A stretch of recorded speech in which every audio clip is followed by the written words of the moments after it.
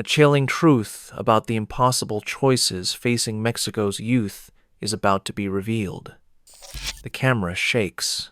The video is dark, blurry, filmed in some lost corner of Durango where the earth seems to swallow screams. In the center, a young man appears, no older than 20. His voice is broken, his eyes are wet, and fear clings to his skin. In front of him are armed men, ordering him what to say. He obeys, because by now, he understands he is already dead.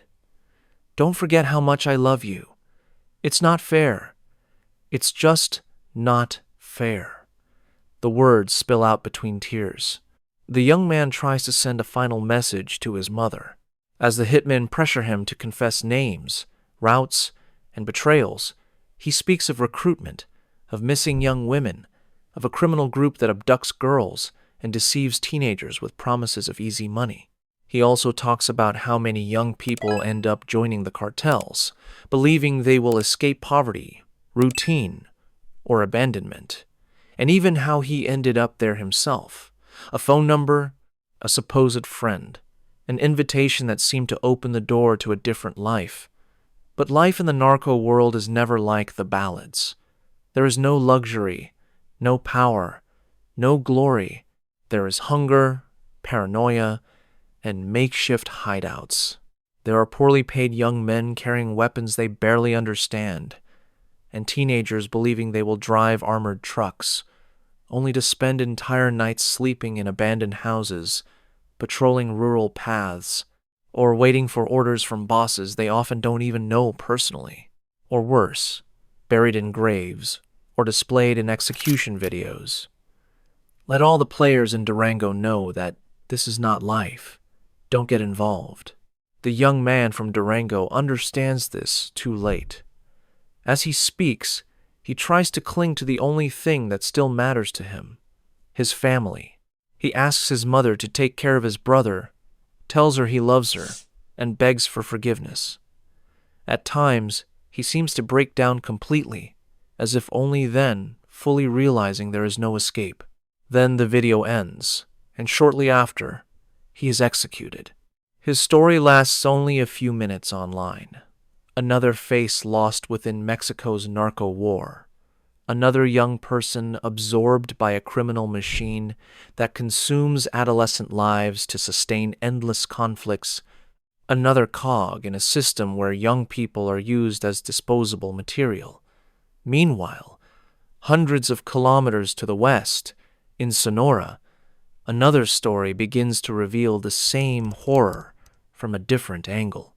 Sergio Daniel Gaxiola Galindo was 16 years old and had a completely different future.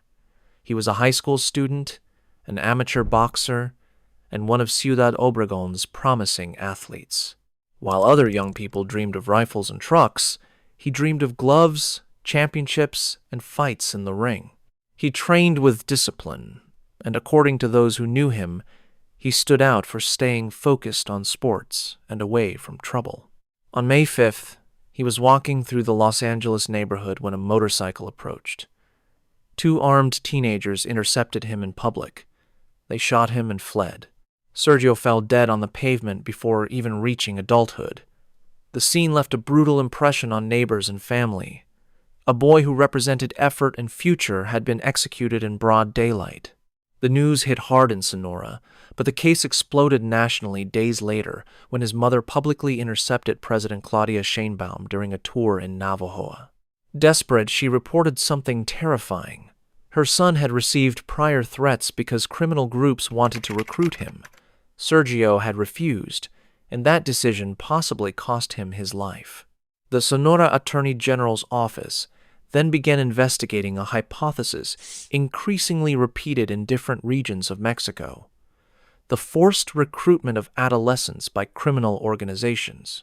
In municipalities like Cajeme, where factions of Los Chapitos and Los Salazar dispute drug trafficking routes to the United States, young people have become commodities.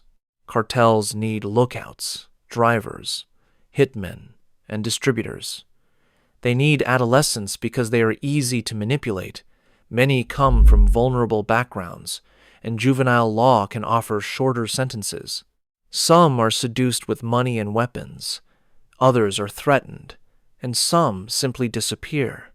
In neighborhoods ravaged by violence and lack of opportunities, organized crime often appears as the only structure capable of offering quick money, belonging, or protection. And when someone refuses, the punishment can be brutal. Authorities eventually arrested Sergio Daniel's alleged killers. They were also teenagers. They were captured with weapons linked to crime and handed over to authorities specialized in juvenile justice. But even with the arrests, the lingering feeling is devastating. In this war, young people are killing young people. This is perhaps the darkest image of present-day Mexico.